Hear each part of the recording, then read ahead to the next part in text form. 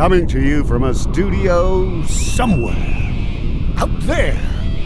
It's Enough Already Radio with Fingers Malloy and Tracy L. Connors. Good morning, good afternoon, and good evening. It's Enough Already. I'm Fingers Malloy. Tracy L. Connors is here. Hello, Tracy. Hello, Fingers. We are recording this on St. Patrick's Day weekend. And I'm still recovering, even though I consider St. Patrick's Day and New Year's Eve amateur hour. I'll ask you first before I go into my little drinking story. Did you go out this weekend for St. Patrick's Day? I did. Yeah. Did you Not on St. Patrick's Day, though. Did you have any green beer? No. A good time was had by all? Yes. That's good. I went out with a few friends on St. Patrick's Day, and we planned on going out, say, 6 weeks ago. We just picked a Saturday, not realizing it was St. Patrick's Day. Uh-huh. And then about a week ago, I was like, hey, guys, it's going to be St. Patrick's Day. And all of us are either in our mid-30s up to our mid-40s, and so there was a collective groan. Not 21 anymore, but we decided to go out anyway. And I went to an area of Indianapolis, a stretch of maybe 2 blocks where there are 4 bars, and one of them is an Irish pub, and of course there's a big tent set up. And I mean, I'm surprised there wasn't vomit in the street. Oh, God, it was that bad. Oh, just disgusting individuals that are, and a lot of them were old enough to know better. You know, you expect to see that kind of crap from someone who's 22 years old. It's like, oh, St. Patrick's Day, and it's on a Saturday. Let's start drinking at 10 a.m. But, you know, I watched one guy walk out of a bar and started heading down the street, and he ran into a trash barrel and fell over. Really? And I looked at the guy, he got up, and his girlfriend was laughing and mocking him. And he got up, and he must have been 45 years old. It's like, really? You're a little old to get smashed and then walk out the door and trip over a trash barrel? That's the kind of stuff you do when you're 18. Mm-hmm. But the other thing I want to say before we get into talking about news, the Lyft Uber thing really pisses me off. Oh? I get why they have the surge pricing, but it just feels like bait and switch. You know, okay, take an Uber when it's not all that busy, and it's a $15 Uber ride. But when you want to go back home, and it's during peak hours, that $15 Uber ride can turn into $90, $100. Really? It happened yesterday. I decided what I was going to do is I would drive to the bar. You know, I'm meeting people from all over the city and the state.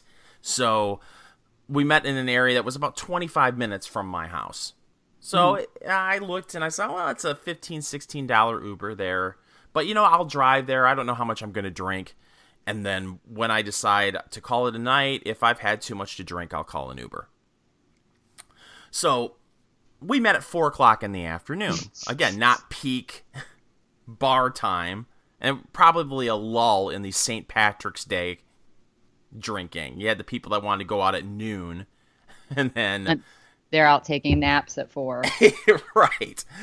So about 10 o'clock, I start tracking the Lyft prices. And that $15 ride was now $75 at 10 o'clock. Wow. And Uber was something like $85, $90. And I at that point, I said to myself, I had had a few beers. I wasn't getting crazy because, you know, I'm old and St. Patrick's Day is amateur hour. So I decided just to quit drinking and have a few waters. And by that time, whatever beers I had were out of my system, and I drove home because I was not going to pay $90 for what was $15 8 hours ago. That's wild. But that happened to me in Detroit. I took my dad to a Tigers game, and it was an $11 Uber ride to the stadium at 6:30 at night. We watched the Tigers game, then went to the casino, of course, because the casino's not too far away from Tiger Stadium, or Comerica Park, as they call it. And by the time I wanted to leave the casino, it was 12:30 at night, and the surge was something like 8.9. So almost 9 times the rate. So it was $95, the estimate. Did you do it? Heck no. I said, Dad, we're just going to have to soldier through here and wait until 3 o'clock in the morning. And that's what we did. We waited. We kept gambling and having some drinks and made it through last call. And then eventually it went back down. So you spent as much money as you would have on the Uber at exactly. the casino. Of course. Okay. But if I get into an Uber, there's absolutely no chance that I'm going to walk out with more money than I did when I walked into the Uber. No, they haven't taken the cash cab model on yet. No, they haven't. So I don't remember if I won or lost anything at the casino. That was a few years ago. But still, it feels it just sucks. You want to rely on that, but it's happened to me on more than one occasion where an Uber ride that was $15, $20 one way is suddenly $100, $120 going back because you're leaving that prime bar, last call bar leaving time. You know. Yes, my Uber to get home on Friday night was $6.35. Ugh. Unreal. Yep. Well, good for you. So what's in the news? What do you want to talk about this week? Well, I'm kind of interested in this binge drinking study that was put out, I guess, by the CDC. Okay. That ABC News covered briefly. That, of course, we have to lead out with excessive drinking can kill you, which is obviously true. It claims the lives of 88,000 Americans per year. Wait a minute. Binge drinking claims the lives of 88,000 people a year? That's what the CDC says. Excessive alcohol use, I'm reading from the CDC study, is responsible for 88,000 deaths in the United States each year. Are we talking from alcohol poisoning itself or drinking a lot and then doing something stupid after you finish drinking? Because it seems to me, you hear these stories every once in a while. Some kid on a college campus decides to drink 33 shots of Goldschlager and then drops dead. Yeah. But it seems like those kind of stories are highlighted by the media. Mm-hmm. And well, see, 80,000, holy crap. When I'm linking what they say in the introduction to their little study about this is binge drinking typically results in acute impairment and is a risk factor for a number of health and social problems, including unintentional injuries, interpersonal violence, suicide, alcohol poisoning, high blood pressure, heart disease and stroke, cancer, liver disease, and severe alcohol use disorder. Okay. So I guess they're saying anything that's a byproduct of it counts. That makes sense. Yeah. Mm-hmm. If you drink 20 shots of Fireball and then kiss a shotgun, yes, they're going to count that as something that had to do with binge drinking. So that makes sense. Okay. What do they consider binge drinking? I believe now they've upped it to 7 drinks. That's fair. Yeah. I would think that if I'm on my 7th Jack on the Rocks, I would probably be thinking to myself, I'm binge drinking right now. Well, and I believe that's in a 2-hour period of time. Oh, wow. Now, is it a binge? If you, say, go out with your friends, mm-hmm. like you did the other night, and say you start early at 6 o'clock, and you close the bar down 2 o'clock in the morning, it's quite possible that you would drink 7 drinks in that time period, but we're talking 8 hours. Mm-hmm. Am I a binge drinker? Okay, I think so. Ugh. I don't like these rules. Oh, sorry. They can't calibrate this to individuals. But I did find it interesting. So I've done some math on this. Mm-hmm. And if you figure there are 85 shots in a gallon, and they're saying that these binge drinkers consume something around 470 shots of alcohol, or servings of alcohol a year, that works out to 5.5 gallons per person. Mm-hmm. And then, from one of my favorite books, which I would encourage everybody to read, A Renegade History of the United States by Professor Thaddeus Russell. He wrote a lot about drinking in this book. So he says, during the War of Independence, Americans drank an estimated 6.6 gallons of alcohol per year, or the equivalent of 5.8 shot glasses of 80 proof liquor a day. Wow.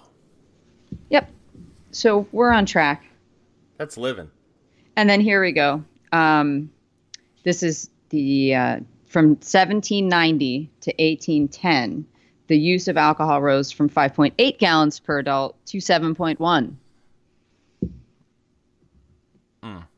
So we're not keeping up with the times. No, I know, at least yesterday, I knew how to spot a binge drinker.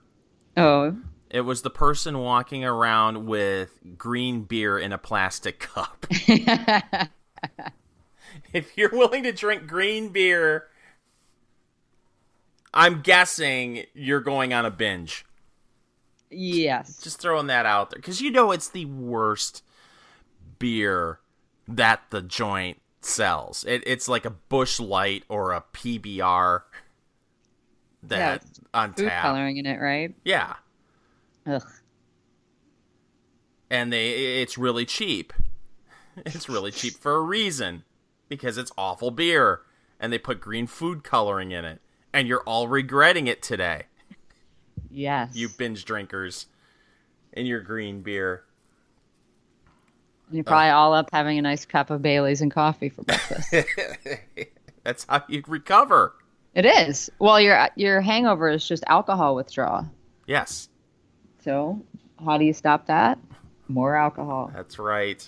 That's how you do it in Vegas. That's how you do it everywhere.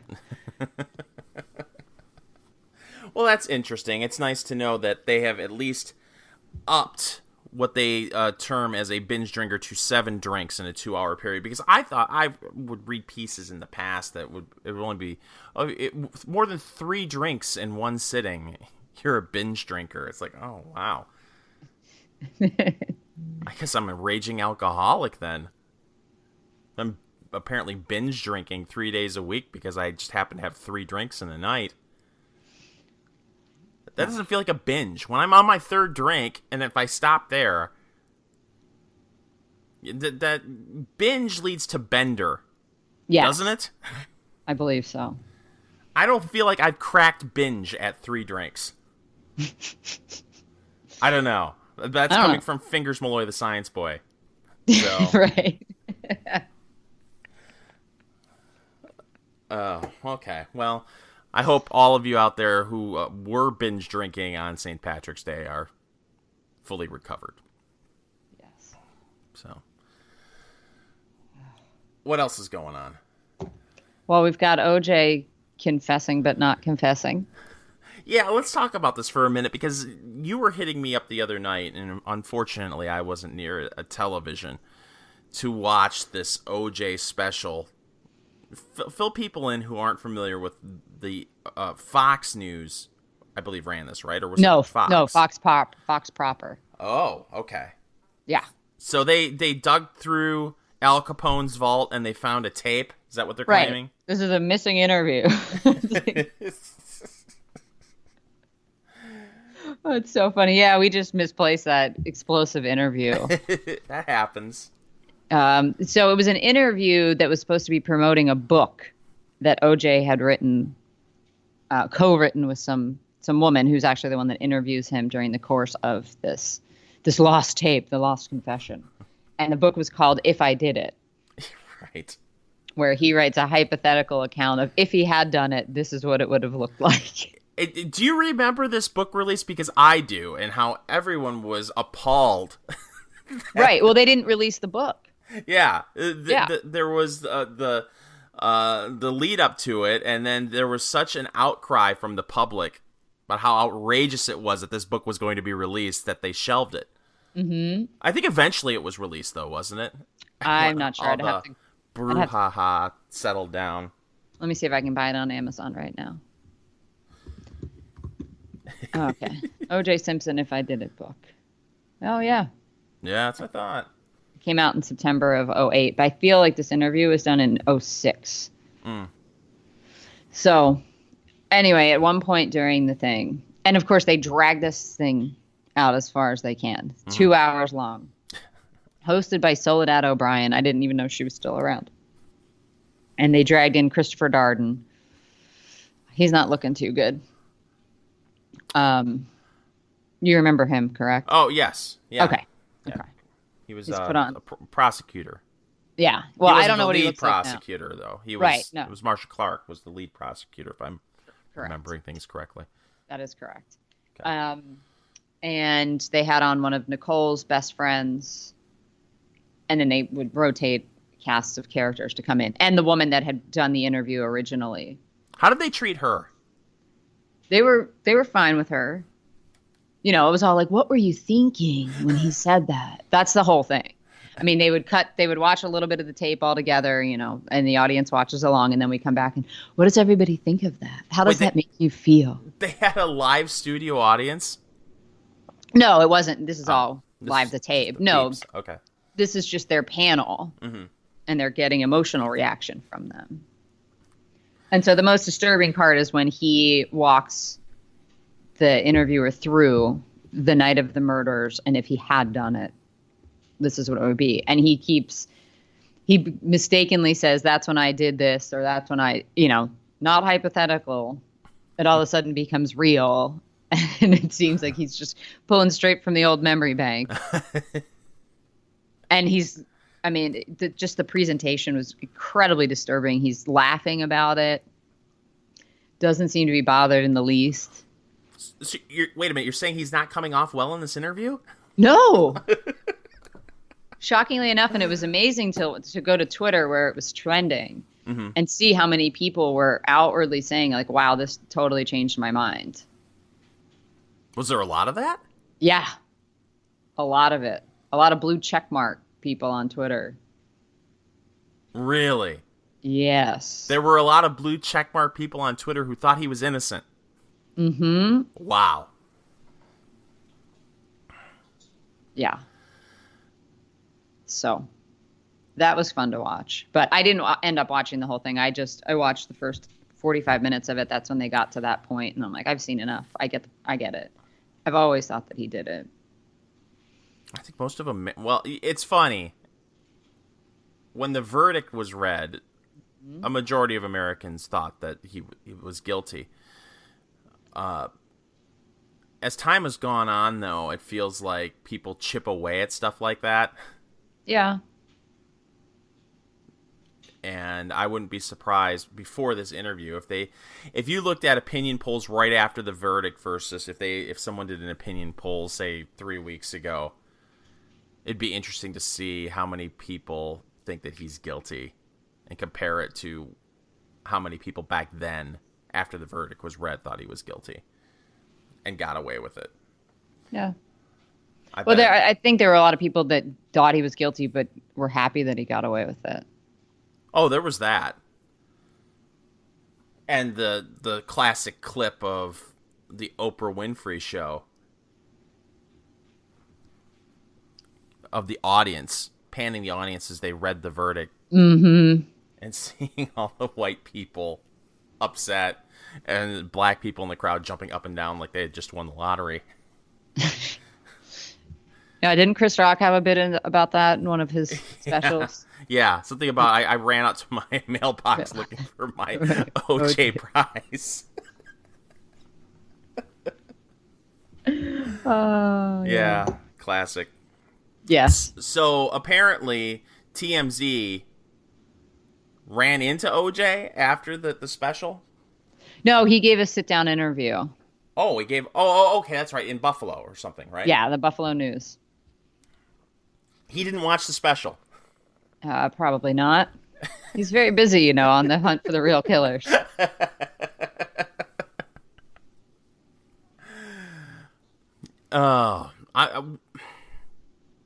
If you had an opportunity to interview OJ, would you do it? Maybe. I think it would be interesting. I want to ask him, don't you remember there was a story that we covered a couple of years ago about the transgender inmate that was in with him that had come out and said they had slept together and that the transgender inmate had AIDS? Oh! I believe that was the story, if memory serves. Let me see. Did he have AIDS or did he have Cuban super AIDS? Yeah. Ooh. You're asking me to dig too hard. Yeah, transgender with HIV allegedly claims to have had contact with O.J. Simpson. 2014 story. Wow. Yep. So why isn't that the lead question? I don't know. That's what I want to know, and I want to know if he's Khloe Kardashian's father. This is what America really wants to know. I mean, did you watch the special, OJ? Really? Yes. That's the question you're going to ask OJ? And if so, how did it make you feel? Oh, wow. He will end up back in jail at some point in the next 5 years, don't you think? Probably. He can't help himself. Right. But it sounds like in this Buffalo News interview that he might have, he's saying he might have some brain damage due to concussions. Oh. Potentially, or I might be reading into that because I'm just reading. He expresses some concerns about CTE, which is the degenerative brain disease that's caused by getting your head beaten in on repeated occasions. Well, that's his out. It could be. I don't know why he doesn't play that game. It's too bad it wasn't available at the time. I mean, you've had players and former players commit suicide. Junior Seau. Mm-hmm. And professional wrestlers. There's Chris Benoit. He shot up his family and then committed suicide. And then later he found out that there was some brain damage due to concussions. So I would think that would be his way to try to at least ease his way back into society. But he just can't help himself. To me, I would think at this point, how old is he now? He's 70. 70. I think he's 70. Turn down interviews. Why are you talking to anyone? Who knows? He can't help himself. No. He's a fame whore. Well, this is interesting. He's collecting a pension from the NFL and the Screen Actors Guild, which is not subject to that civil judgment. Right. That's outrageous. Yep. I don't know. It doesn't say in here how much of the $33.5 million he's actually paid to the Goldmans and Browns. And I wonder how much that pension, both pensions. That's the first I heard about the Screen Actors Guild. I knew that he was collecting an NFL pension. Well, I wonder if he gets royalties as well. Yeah, I don't know how you could take that away from him. Other than, I mean, he's due royalties, but I would think that would be part of the suit. I don't know how he could collect that. The pension I understand, but royalties from that work you would think would go to the Goldman and Brown families. No. I don't know. I'd have to dig. I don't care that much. Do you think the Goldman dad still has the handlebar mustache? I hope so. It's a good look for him. It was a good look for him. Seems like a lot of effort. And what does that look like when you get out of the shower in the morning? Probably not good. Can't go swimming with a handlebar mustache.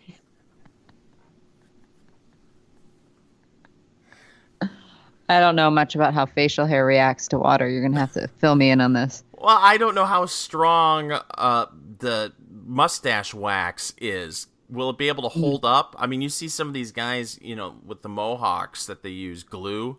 Uh-huh. The big spiked mohawks. Yeah. They're pretty indestructible, but I've never seen them go into a pool. No. I'm sure you can find it on YouTube. See, now, if I were a Buffalo reporter and I was able to sit down with, what's his name? Ron Goldman's dad's name. Mr. Goldman, are you able to swim with that mustache? This is why we get the really top-notch interviews. Does it hold its form? What kind of mustache wax do you use, sir? How much time goes into mustache prep every day before you leave the house? Don't wait for the translation. Just answer the question. Oh, my God.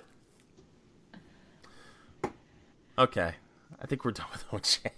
Yes, but speaking of pensions, Andrew McCabe, he got fired on Friday. Yes.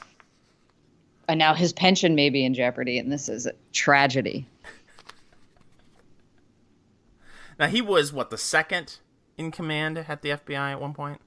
I believe so. I believe he's the second in FBI right now. Not anymore. Well, yes. I mean, prior to his firing. So, he gets fired one day before he's set to retire. Mm-hmm. Well, it was his 50th birthday, right? So that's when your retirement kicks, if you work for the government. Isn't that nice? Yeah. So, he's about ready to walk out the door with the full government pension. Something like $60,000 a year. Yes. That's according to the Huffington Post's article. FBI's, I don't know what they called it seems like it's their version of internal affairs. The Inspector General? There was some board at the FBI, was it the Inspector General, that recommended that he should be fired? Mm-hmm. So he's fired. Mm-hmm. And there's an immediate media shitstorm that the reason why he was fired is because Trump is trying to obstruct justice. Of course. There's barely a mention in a lot of these articles and in pieces that are written. And if it is mentioned, it's right around paragraph 9 that it was recommended that he should be fired. So now you've got this piece from the Huffington Post that there are sympathetic Democrats out there that want to make sure he gets his pension. Yeah, he only served 2 more days. I guess is their logic. So come do something on my team for 2 days so you can take $60,000 a year. And let's figure he's 50. Mm-hmm. I just plugged this into the old calculator. If he lives only to be 70, that's $1.2 million Jeez. In pension payments. And you know darn well he'll be double dipping.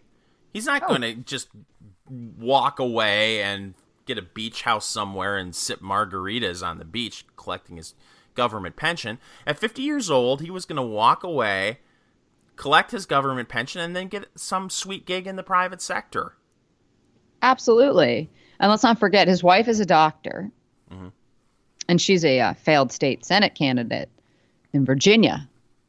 You'll remember this. Terry McAuliffe, buddies to the Clintons, funneled her a ton of money in that race. Right.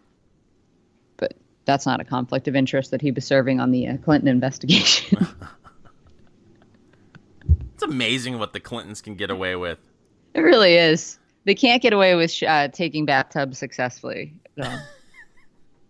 Poor Hillary. So, according to this Huffington Post piece, they're coming up with ways to make sure that McCabe can get his pension. And this is, once again, proof that there are no consequences for incompetence, dishonesty in government jobs. Mm-hmm. I mean, sure, okay, he lost his job. He got fired. But then you've got other people, and I hate to use the term, but in the swamp that see this and think, oh, this can't happen to someone from the federal government. We have to take care of this person. The private sector, he would have been gone. That's the end of it. Goodbye. Yep. See ya. Don't let the door hit you on the way out. Here, Do not pass go. Do not collect pension. right. Here you got, people in the swamp. Oh, God. Got to take care of this person. I'm surprised he got fired. Oh. Who gets fired from a government job? It's got to be pretty bad. It has to be really, really bad for someone to get fired. Yeah, especially 2 days before they're set to cash out. Right. Oh, just let him go. Yeah. Just let him get that money. He deserves it. He's been a public servant. Yeah. What do you think like the perks you get for being the second in command at the FBI in Washington? It's got to be just absurd things. It's why these senators, they can't walk away from their jobs. Mm-hmm. They just can't. They run until they're 98 years old because they can walk into any DC restaurant and get served immediately and have everyone turning their heads. Oh, pss, pss, you know what that is? Pss, pss, pss, pss, pss, pss. Mm-hmm. So, well, he'll get his pension, and the media will cheer because he was fired by the Trump administration, who they're doing their best to obstruct justice. So that's the narrative. Yes, and now it's coming out that McCabe apparently has memos too, just like Comey did. Wow. This fun practice of I leave a meeting with you and then go write a diary entry, and that all of a sudden becomes absolutely legitimate. And Trump has already tweeted out, "Hey, McCabe never took notes in meetings that I had with him." It doesn't matter. Right. That's what I'm saying. You and I go out, we have dinner, drinks, we have some discussion. I go home and write in my journal. Mm. And then all of a sudden, like, it's good enough for any court of law as far as I'm concerned. Wow. Yeah. No, and then you've got the sanctimonious John Brennan. I don't know if you've seen this. No. Everyone will recall he was the head of the CIA under Obama. Real nasty piece of work. But he took to Twitter to lambast Trump over this. So Trump tweets, "Andrew McCabe is fired. A great day for the hardworking men and women of the FBI. A great day for democracy. Sanctimonious James Comey was his boss and made McCabe look like a choir boy. He knew all about the lies and corruption going on at the highest levels of the FBI!" Exclamation point. So here comes Brennan. "When the full extent of your venality, moral turpitude, and political corruption becomes known, you will take your rightful place as a disgraced demagogue in the dustbin of history.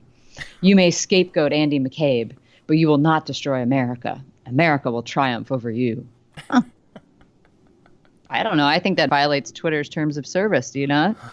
Sounds like a pretty big, you would think. Pretty naked threat to me. And then Samantha Power, the genius from the Obama administration, tweets that out with her comment, "Not a good idea to piss off John Brennan."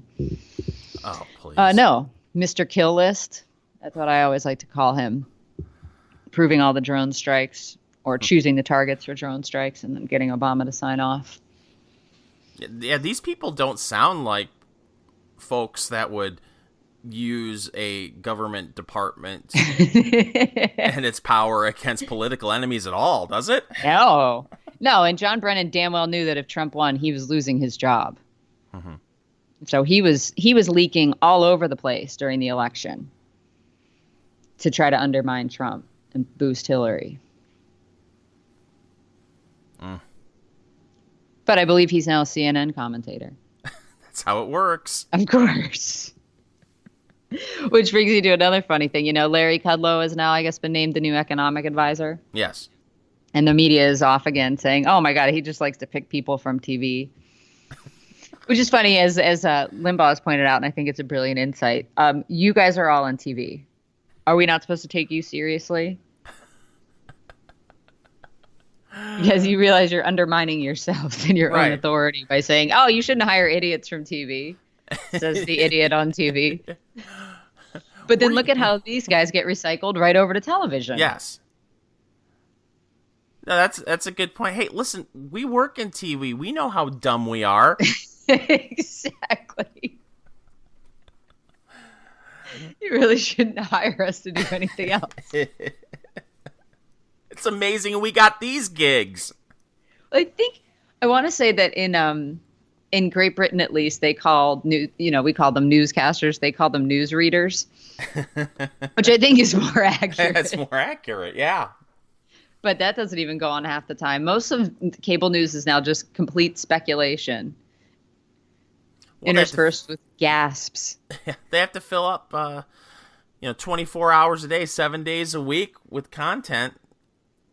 Their stations, you just can't read the same news stories over and over again. Well, sure you can if you're CNN. That's what headline news was. Yeah. Every half hour, just the headlines. Just give me that. That's all I want. Now the headline news has the talking heads on. I miss Nancy Grace. She was great. I wonder what she's doing these days. You're going to make me Google Nancy Grace, aren't you? Yeah.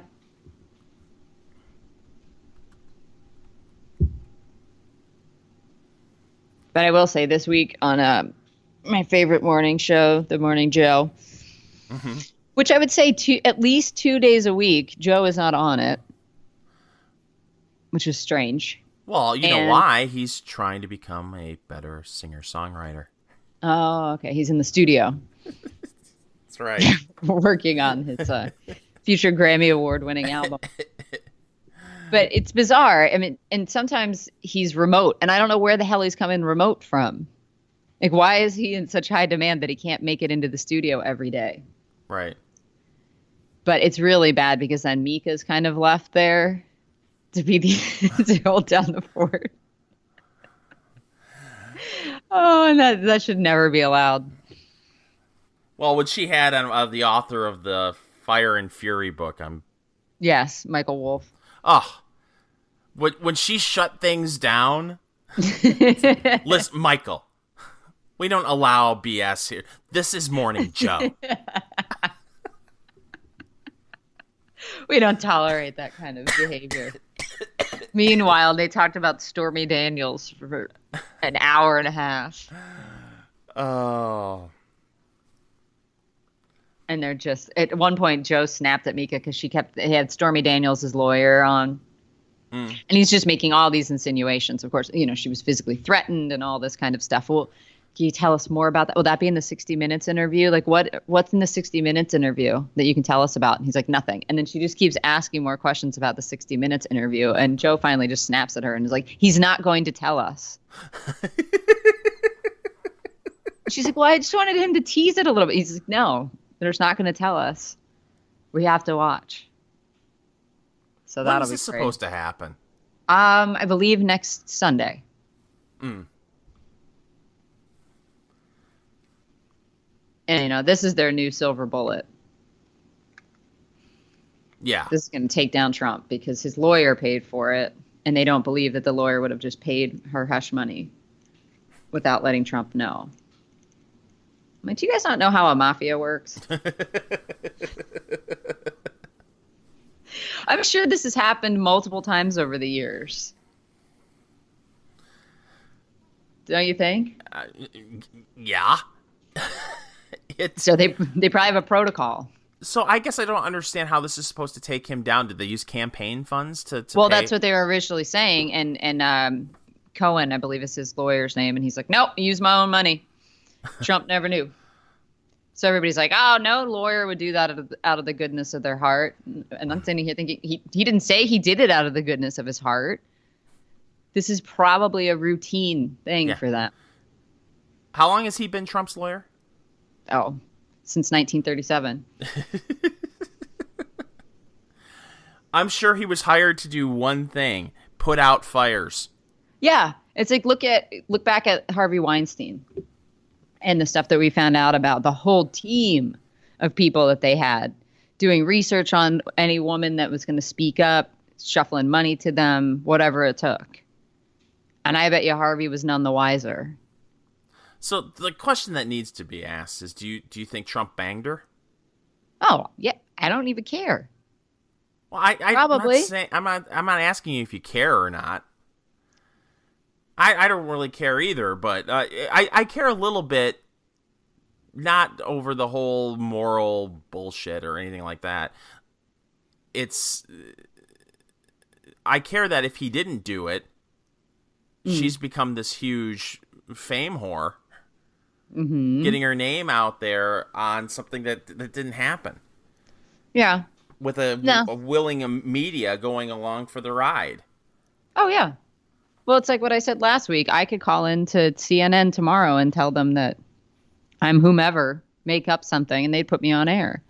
Yeah. With no questions asked. I do think that I think it's a possibility that this happened. It wouldn't surprise me. Let's put it that way. Dude's got quite a libido. Mm-hmm. Well, he's high energy, remember? That's right. He only sleeps 4 hours a night. Yeah, and survives off of, what is it? What's the filet of fish sandwich?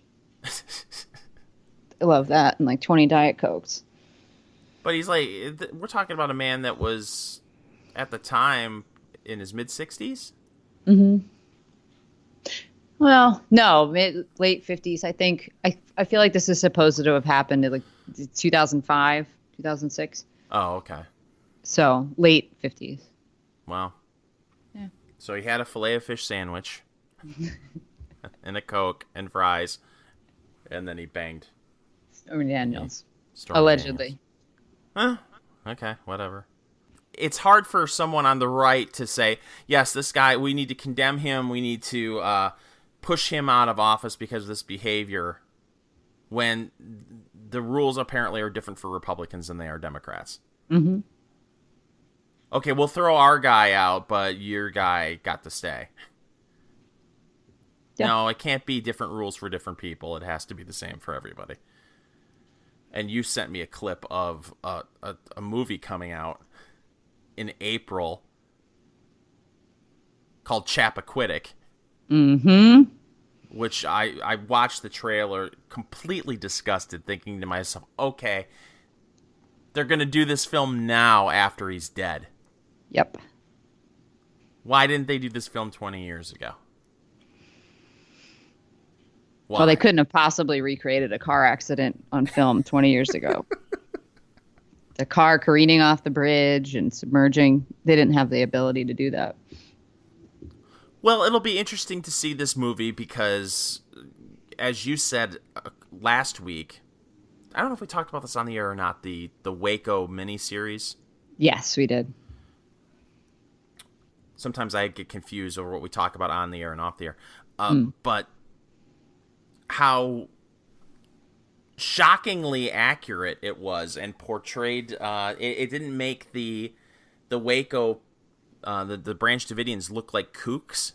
Mm-hmm. Made them look like normal people. It was not something that you would expect coming out of Hollywood. It's going to be interesting to see how they put this story together for Chappaquiddick. Is Teddy going to look like a victim?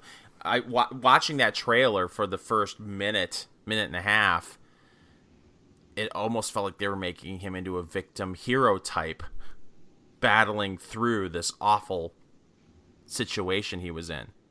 One that he created. Entirely. And walked away, leaving a woman to die in one of the worst ways you can die. Yeah. I cannot. Drowning. Mm-hmm. So you're watching this trailer, and we should probably put this up somewhere where people can see it, either on our Facebook page or on our website, enoughAlready.us.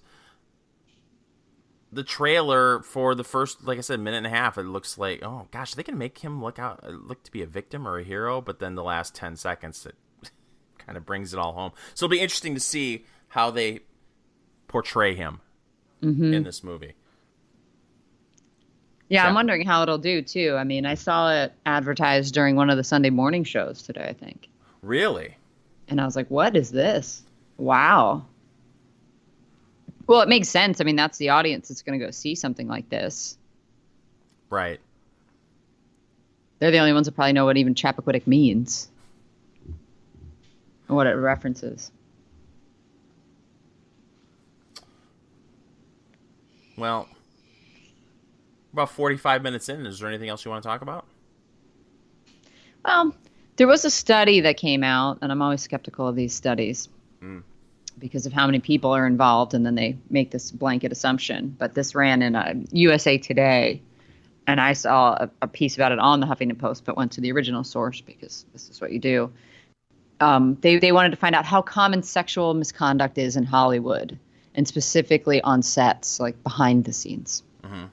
So they interviewed a whopping 843 women in the entertainment industry and found that 94% of them say that they've experienced harassment or assault. And you got to love that they combined those two things together. Mm-hmm. Harassment and assault. So yes, that's what they try to do. Mm-hmm. Blur the lines. Right. So this is what they measured. Okay, types of sexual harassment and assault experienced. So incidents that happened at least once. The highest reporting, which was 87% of these women, said there was unwelcome sexual comments, jokes, or gestures to or about you. Okay. This is what drives the study to 94%. I'm serious, 87%. Yeah. Yeah. I worked in that industry for 7 years. Absolutely, this happened. Does it warrant a freak out? No. And you know what? I saw women doing it to men. Yeah. Can you believe that? I mean, there's a term for this. There's a lot of relationships that start on film sets and last, the duration of the time that you're shooting. They're called showmances. Yeah. And I know several people that I worked with that have married people they've met on sets. So this is going on. And it's a lot different of an environment than an office environment. You're working in really close quarters with people and you're spending 12 hours a day with them in some way. It's sometimes you're off on remote locations. Of course, this is going to happen. And I would say of every industry that I've worked in, that is by far the one that has the best looking people overall. Right. Makes sense. Yeah. I would think even many of the people behind the camera want to be in front of the camera. Some of them, yeah. It's a little bit different, though. Very few of the people that I worked with wanted to be actors. Mm. In fact, there's a lot of dislike for actors. Especially background actors and actresses known as extras to the rest of you, but we derisively refer to them as props that eat. But so then next down the line was 70% of women saying, 75% saying they saw this, witnessing others experiencing unwanted forms of sexual comments. Mm. So this is all about jokes and comments. You got to get down pretty far. Being touched in a sexual way was 69%. How many? But it doesn't say 69, but not unwanted. Notice the phrasing, right? Being touched in a sexual way. And then define that for me. And I think you and I have discussed this before. If it's an unattractive man doing it, then it becomes harassment. Right. It's true. If it's a good-looking dude, not a problem. Witnessing others advance professionally from sexual relationships with employers or managers, 65%. Okay. It's funny that you bring that up because I've had, when I was much younger, I had 2 or 3 different instances when I was bartending where I had a woman walk up and just kiss me. Oh, that's illegal. They talk about that. And when it was a hot chick, did I mind that? Oh, well, no. No. One was really, really fat and unattractive, and I pushed her away. But you know what happened after that? And I know it's different between men and women. I went on with my day. Oh, you didn't go cry in the shower somewhere? No, and loofah your skin until it was red and bloody? No, I pushed the person away, said, thanks for coming, you need to leave, and then I went on with my job and joked about it with the other bartenders. Yeah. This is what you should do. But no. And now everyone's a victim. So Right. listen to this. 64% were propositioned for a sexual act or a relationship. And that's where they try to blur the lines between actual sexual assault and, in that case, just regular, what used to be considered normal interaction between the sexes. Yes, So asking somebody out. Right. That's harassment now. Yep. Wow. Now, the next one is questionable as far as I'm concerned. I think it does fall into that area, but it depends on what it is, and they make it very broad. So 39% of these women said they were shown sexual pictures without consent. Yeah, I go back and forth. I've had that done to me at work. Hey, fingers, check this out. Yeah. I mean, it's another dude. Right. But it's like, oh, hey, check this out. It's some naked person doing something stupid. Like, did I really need to see that? And I go about my business. Yeah. This one I do not believe. Like I said, I spent 7 years in this business and never heard about this once. Someone flashing or exposing themselves. You don't think that happens on set? It could. But You know- 29% of women say that they saw that. All I'm saying is I'm playing the statistics here. If this is to be believed, I should have heard about this from one of my female coworkers. Yeah, you're right. I mean, mean- just the numbers. I mean, how many people are on? We'll use one of the reality TV shows you were doing. Oh, that's a small crew. That's 12 people. 12 people. Okay, a movie set. Big film, you could have 150, 200. If you're someone that's either, and I know you know the movie industry, the entertainment industry, I don't. But if you're assigned to an actor, either to be their gopher or whatever, or the makeup people, the hair people, I mean, how many people would be around someone that would an actor who was in a robe or something that could easily flash? Oh, a bunch of people. And depending on what the scene, what scenes are in the film as well. And normally when there's nudity, they shut down the set. For the most part, it's a very light crew that's allowed in there. And I remember working on one film in particular, and I won't say who the actress was, but she had a film where she was she had a scene, I think it was supposed to be at Planned Parenthood. And she asked that there be no male crew members on set for it, and totally obliged that. And no video up on the monitors for anybody to watch. That's fair. Yeah. Yeah, so you had some wrangling around. I mean, my boss, who had nothing to do with the sound department, was a woman, so she ended up having to hold the boom mic for the scene. And did people on the crew have a problem with that? No. Yeah. I mean, some of the dudes were probably disappointed that they weren't going to get to see this actress, But I'm Was like, she watch hot? it. I would Just tell me that. Yes. Okay. Won't ask for names, but she was hot. Okay. Yeah. Yeah, that would be a bummer. Yeah. But you can watch the movie. That's why it never made sense to me in the moment. I'm like, really? Because everybody, this is going to come out in the theater. But okay, if it makes you feel more comfortable in the moment, I get it. Yeah, you don't have to be in the room with the men watching it in the theater. Right. That's true. You get some distance from it, but you've already decided it's okay to be naked on film. But right. So you're calling bullshit on the study. Well, for the most part, I mean, 21% said they were forced to do a sexual act. Again, that doesn't comport with my experience, but I don't know. I can't use, anecdotal evidence. Wait a minute. So 1 in 5 are claiming they were raped, essentially.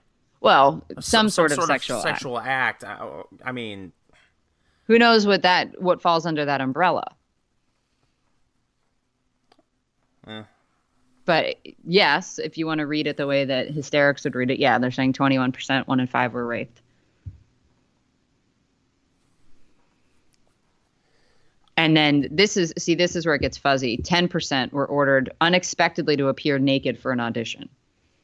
So I guess that's the Weinstein 10%. Yeah, the casting couch. Right. Which is confusing because this is supposed to be about people that are behind the scenes. So I don't know why that's thrown in there. No, well, you kind of hinted to it earlier. How would you rate the attractiveness level of people off camera? That's what I'm saying. Off camera, the behind the scenes film crews are on average better looking than regular civilians. That's why there's a lot of hooking up that goes on. Men and women. Mm-hmm. Good times. Yeah. Why would you leave that, Tracy? Because I wasn't getting harassed enough. It doesn't seem... in a lot of ways, what you're describing sounds like bartending. Yeah. Long hours...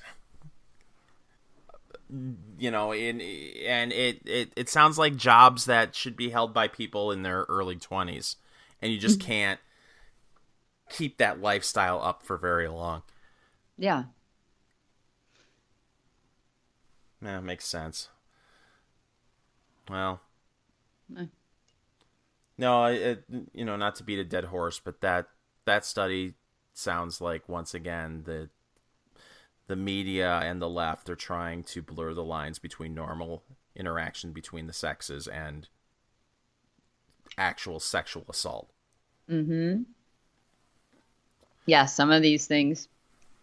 They include in this lewd comments that are made over the walkie-talkie. And it's like, okay, first of all, every department has their own radio channel. Mm-hmm. So I'm sure that if I went and sat on some of the departments, mostly the grip and electric departments, are all men for the most part. You very rarely see a female electrician or a female grip. And that's because they're doing heavy lifting. Sure. Building giant things or dragging cable all over the place that ain't light and it ain't pretty. So it's a bunch of dudes. Mm-hmm. This is basically like a construction team. If you go to their radio channel and listen to them, I guarantee you they're going to be saying some dirty shit. Well, but just don't go there. Yeah. Well, and what's considered some sort of sexual talk when it comes to... If I'm on the radio and I say, oh, Jim's really being a dick today. Yeah. We're going to throw that in the study? Maybe. No, but if you were commenting on the appearance of someone... Right. Which both men and women are wont to do. Oh, no, only men do it. Only men objectify people. Yes. No, I'm going to be a gender traitor and say, no, that's not true. It's not true at all. But it makes women feel bad if they're objectified, which you understand. If I'm walking down the street and women are looking at me going, look at that fat ass, that doesn't make me feel bad at all.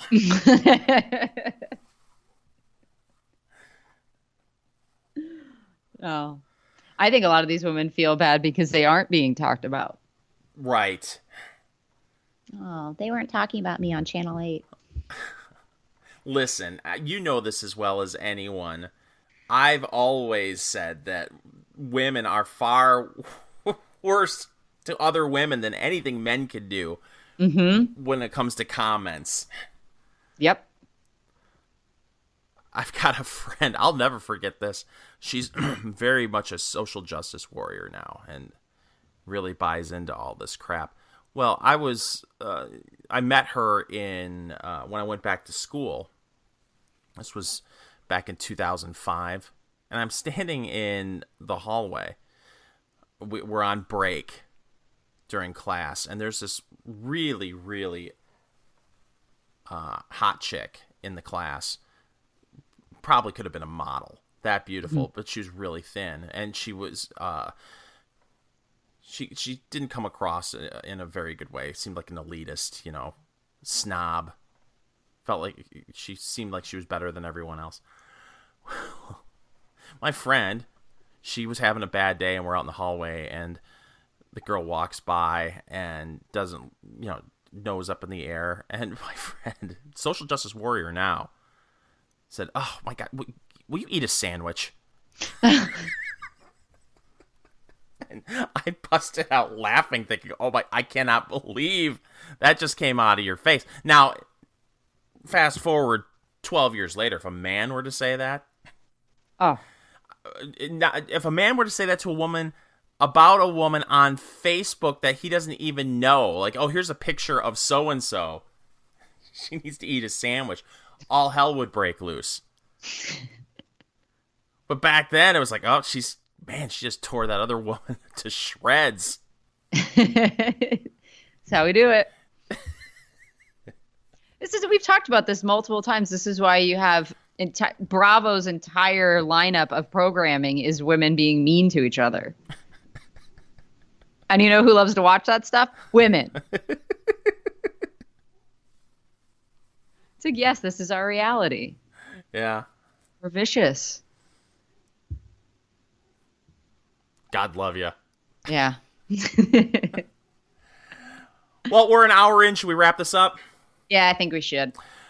Remember, you can catch the Enough Already podcast on Stitcher, SoundCloud, TuneIn, and iTunes. Leave us a review on iTunes. And should we start giving people a shout-out on the podcast if they leave us a review? Sure. You have to actually write something, though, I found out. You can't just leave a 5-star review. Oh. And not write something.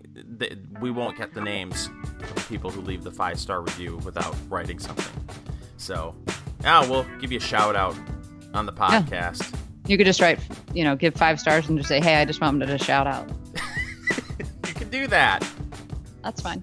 We'll take what we can get. That's right. So we'll be back, I'm hoping next week, with an all new Enough Already.